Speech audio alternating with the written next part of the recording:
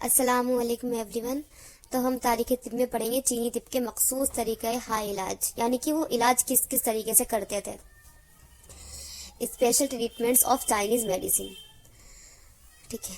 قدیم چینی فلسفی فوساہی نے ہر شے کی تخلیق اور اس کے طبی اور غیر طبی حالات و افعال کے تعلق سے یانگ اور ان کا نظریہ پیش کیا تھا.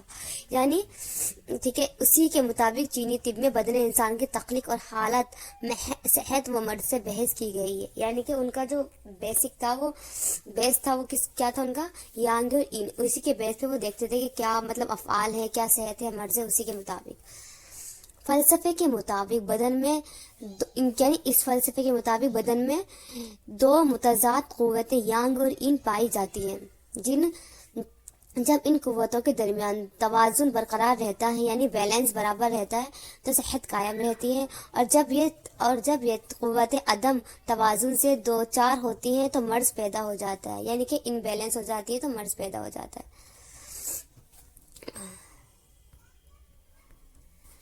مائیت مرض کے تعلق سے نظریہ یہ ہے کہ بدن کے اندر تمام اعضا بولے تو آرگن، اعضا ٹھیک ہے، اور اعضا بولے تو لائک انگ، بدن کے حصے کو ایک دوسرے سے جوڑنے کے لیے 12 مخصوص رگیں موجود ہیں. ان رگوں میں ہر وقت یانگ اور ان قوتیں دورہ کرتی رہتی ہیں.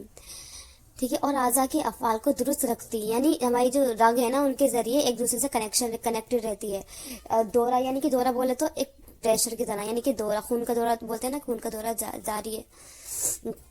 اور اعضا کے افعال کو درست رکھتی ہیں. لیکن جب ان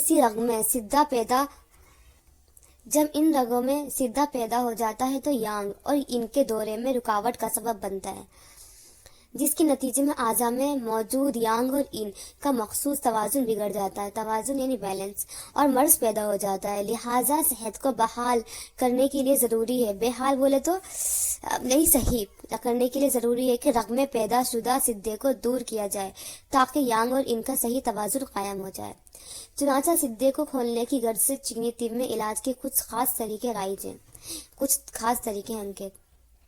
ان میں 3 طریقے چینی طب کے تعلق سے انتہائی اہم اور معروف بولے تو فیمس، اور وہ ہیں علاج بالابر، علاج باللذا، علاج بالابر، علاج بالرضا، علاج باللدق، جن کی تفصیل درج ذیل ہے.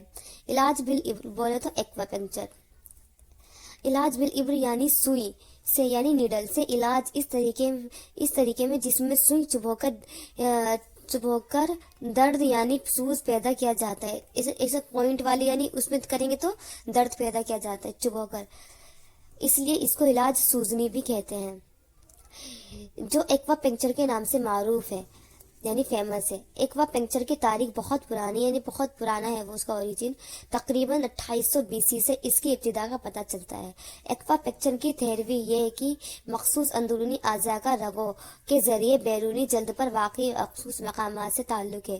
چنانچہ خاص بیرونی مقامات پر ہیجان اسٹیمولیشن پیدا کر کے متعلقہ اندرونی اعضاء کی حالت، صحت و مرض کا پتہ لگایا جا سکتا ہے، یا رگوں میں واقع سدھوں کو کھولا جا سکتا ہے، جس سے اعضاء کو تقویت یا تسکین فراہم ہوتی ہے. قوت بولے تو قوت. نظریے کے مطابق جلد پر واقع 365 نقطے اندرونی بدن واقع 12 مخصوص رگوں سے تعلق رکھتے ہیں. یعنی نقطے کتنے ہیں؟ 365. یہ امپورٹنٹ ہے یہ والا بھی. اور جگہ کتنی ہے؟ 12 تعلق رکھتے ہیں. اور اندرونی رگوں میں 6 کا تعلق بڑی آنت، یہ بھی ہے. 6 کا تعلق کن سے؟ یعنی کہ 12 تھا نا، آدھا ڈیوائڈ ہو گئے. 6 کا تعلق کن سے؟ بڑی آنت، چھوٹی آنت، مثانہ، معدہ، پت کی نالی وغیرہ سے. اور 6 کا تعلق دل، پھیپھڑے، جگر، طحال، بالنقراز، گردے اور اعضائے جنسیہ سے ہے.